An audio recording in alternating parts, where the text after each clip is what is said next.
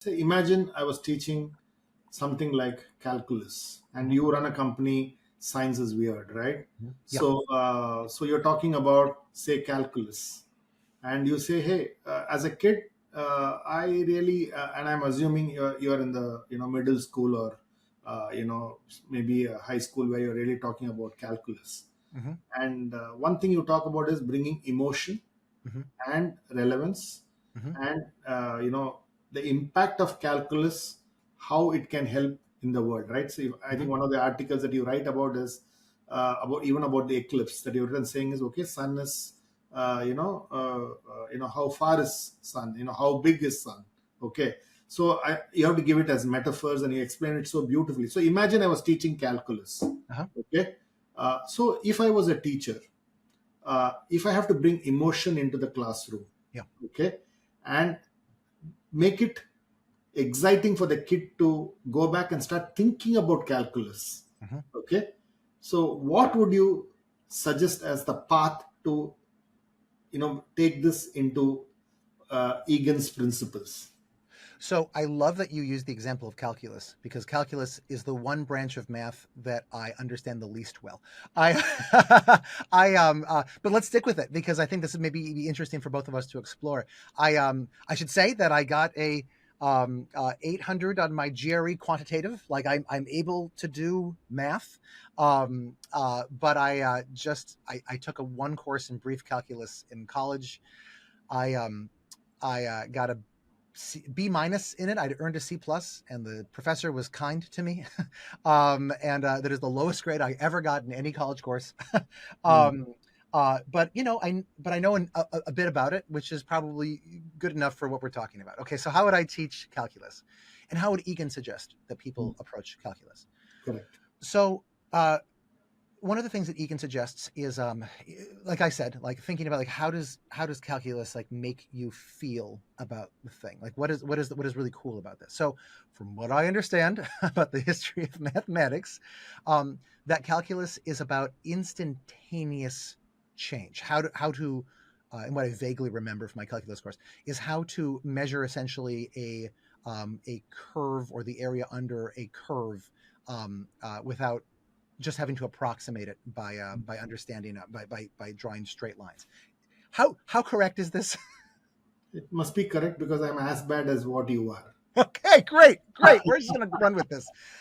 Um, so the first thing that I wonder is who the heck cares about this, right? And I remember coming into our pre-calculus course when I was in high school. Um, Math really like was what in science honestly too were the subjects when I was growing up that in school just seemed pointless to me the way so it's very ironic that I now teach a science company um uh but um but I remember thinking like who cares about this. Hmm. Well, so a way then of trying to figure out who cares about this is to look back at the history of of where this even comes from, right? And famously, at least in math history, this comes from two different minds at roughly the same time, Hmm. Leibniz and Isaac Newton.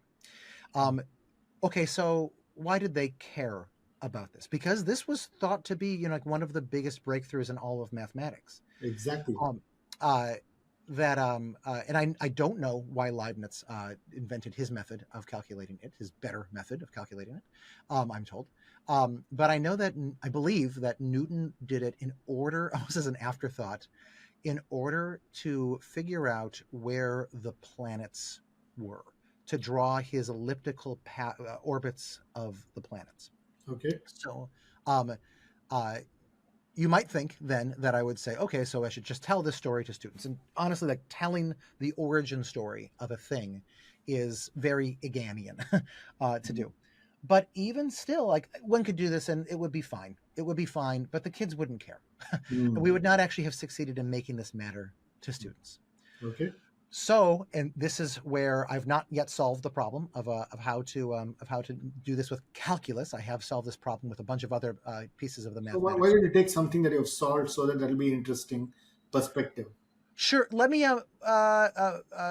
think of something that you want me to name for that, but let me just jump in and say that like the way that I would then try to solve this for to make a lesson on this or to introduce this in college or high school would be to look at, okay, like what were the methods available to Newton beforehand, Mm, um, and was it even thought that you could never solve the for the area under the curve? mm, There's an element of like then telling students the story such that they actually care about it, mm, framing this, imagine that this was made into a movie, and imagine that we are hearing the trailer for the movie.